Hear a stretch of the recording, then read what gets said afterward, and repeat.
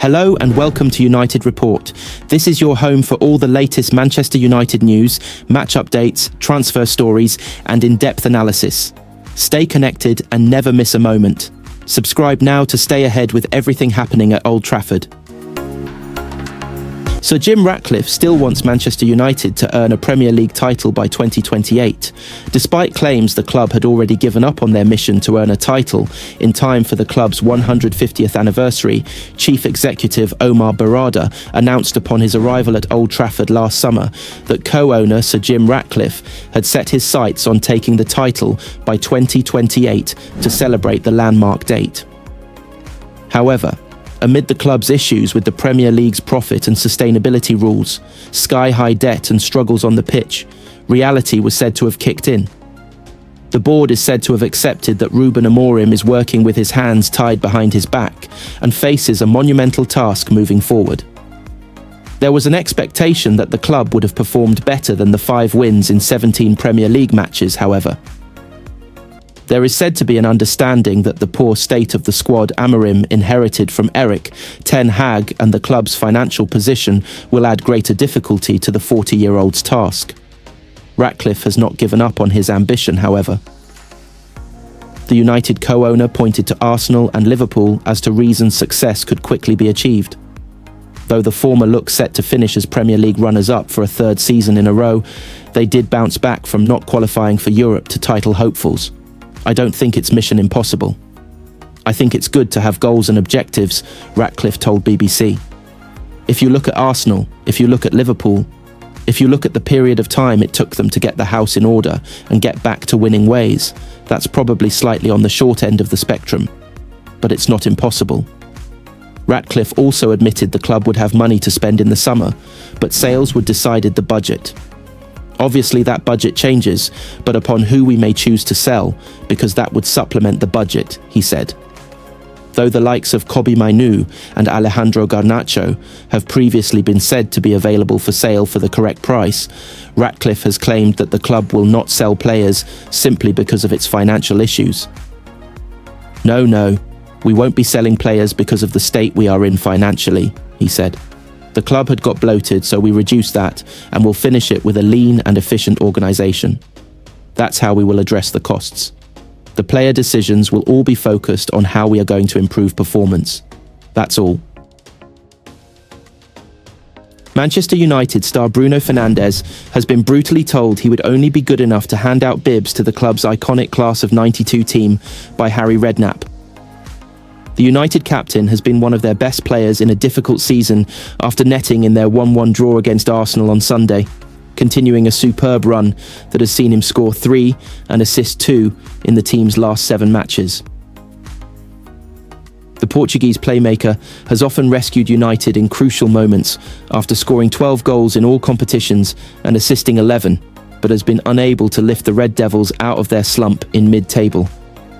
But despite his own heroic individual efforts, former Tottenham boss Redknapp has been left unimpressed by the 30-year-old and believes he wouldn't get close to starting in the glory days under Sir Alex Ferguson.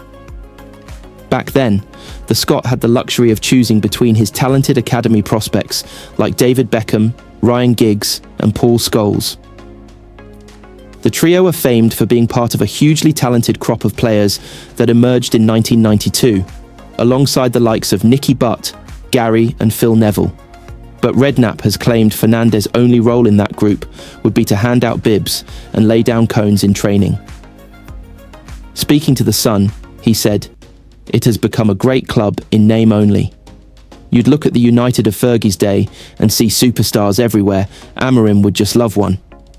Bruno Fernandes is the closest, and even then no more than a place in the squad. He wouldn't have a prayer of making the team. Who would you drop? Ryan Giggs, Paul Scholes, David Beckham, Roy Keane, Paul Ince, even Nicky Butt or Darren Fletcher? Not a chance."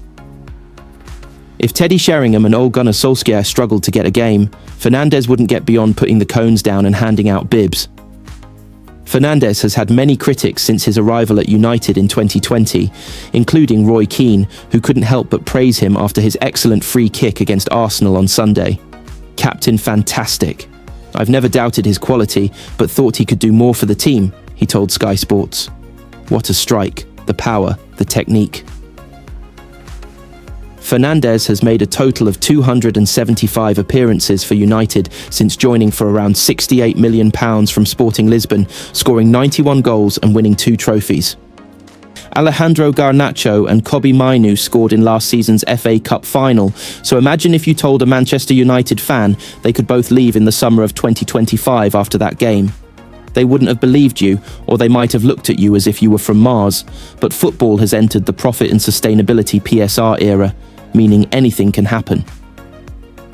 It was the 1-year anniversary of Garnacho, Mainoo and Rasmus Højlund perching themselves on the Stretford End electronic board in the first week of February, and each of those young players were considered indispensable by United when that photo went viral on social media.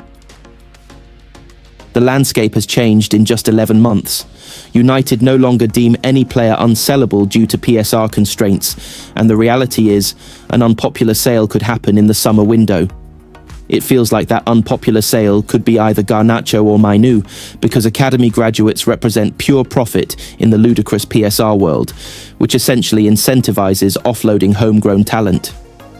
The rules must be amended to prevent clubs from selling academy graduates, because they go against the essence of football, but there is nothing imminent planned from the Premier League. United have grown increasingly wary of operating within PSR, although they haven't been forced into a sale so far. Having said that, it feels like that moment could be on the horizon, as the club's financial results for the final few months of 2024 were recently published and made for bleak reading. Ineos are penny pinching in every single department to cut costs, and that might not bode well for Mainoo, whose camp have been in talks over a new contract since March 2024. Mainoo was linked to Chelsea in the January transfer window due to talks over his new deal stalling, and fresh reports have emerged this week about him potentially leaving United. It's understood Mainoo would prefer to stay at his boyhood club, although that would require an improved contract offer, and an agreement hasn't been reached over the last 12 months. United sources have previously said they do not want to drive Mainoo out of the club, and it's important to note the player himself will currently be focused on returning from an injury. Mainoo is remarkably mature for his age and will concentrate on his football. His agent is responsible for contract talks, and representatives act on the best interest of their client. It feels like a compromise from both parties is required to ensure that Mainoo's long-term future is at Old Trafford. Mainoo deserves a higher salary because his wages do not reflect his importance to the squad, but United have a wage structure and could cash in £70 million if they sold him. The summer transfer window is around the corner, and there will be no shortage of interest in a youngster who is the best midfield talent to emerge from United's academy since Paul Pogba. Mainoo hasn't felt like a perfect fit for RUBEN AMORIM's system, which is another factor, but he sent a reminder of his quality when he starred in the 2-0 win over FCSB in the Europa League. The 19-year-old started in the number 10 position, and he assisted and scored in Romania. The onus was on AMORIM to find out which position suited Mainoo best in his system, and it felt like he finally found the answer in Bucharest, but the Stockport lad picked up an injury shortly after that. Mainoo's season has been stop-start, and some might have forgotten what a gifted young talent he is, which would be foolish. There are pros and cons to a potential sale of Mainoo, but the cons heavily outweigh the pros, and it would be a huge kick in the teeth to see him leave the club. Talks will continue over a new deal, and there is still lots that must happen for Mainoo to leave this summer, but United can't make the mistake of not realising the type of player they have. Mainoo has the qualities to be in the starting team for the next decade and become a future club captain, so United must make an appropriate contract offer or they risk him walking away.